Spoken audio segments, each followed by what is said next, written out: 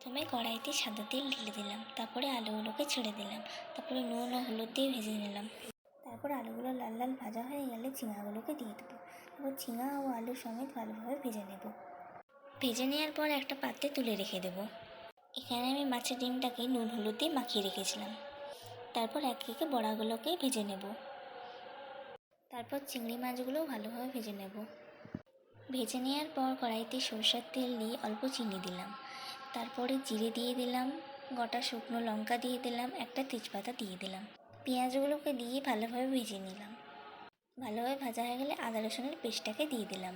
তারপর টমেটো দিয়ে দিলাম, দুটো কাঁচা লঙ্কাও দিয়ে দিলাম। এখানে হলুদ গুঁড়ো, লবণ স্বাদ মতো দিয়ে ভালোভাবে মশলাটাকে কষিয়ে নেব।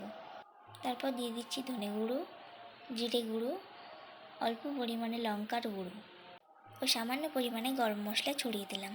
তারপরে মশলাটাকে ভালোভাবে কষে নেব। মশলাটাকে কষে নেওয়ার পর সামান্য পরিমাণে একটু জল দিয়ে দেব। তারপর মশলাটাকে আরেকবার কষে নিলাম। তারপরে আলু ও ঝিঙে যেটা ভেজে রেখেছিলাম ওটা দিয়ে দিলাম। তারপর ভালোভাবে এগুলো একটু কষিয়ে নিলাম। তারপর অল্প জল দিয়ে একটু ফুটিয়ে দিলাম যাতে আলুগুলো সিদ্ধ হয়ে যায়। এই তো আলুগুলো সিদ্ধ হয়ে এসেছে। তারপর বড়াগুলো একে একে ছেড়ে দেব।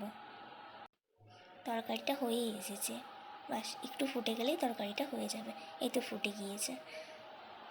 তারপর চিংড়ি আলু পোস্তর জন্য সরষের তেল দিয়ে দিলাম, তারপরে জিরে দিয়ে দিলাম, একটা কাঁচা লঙ্কা দিয়ে দিলাম, তারপরে আলুগুলোকে দিয়ে দিলাম। আলুগুলোকে দিয়ে ভালো করে ভেজে নেব যতক্ষণ না লাল লালভাবে ভাজা হয়ে যাচ্ছে।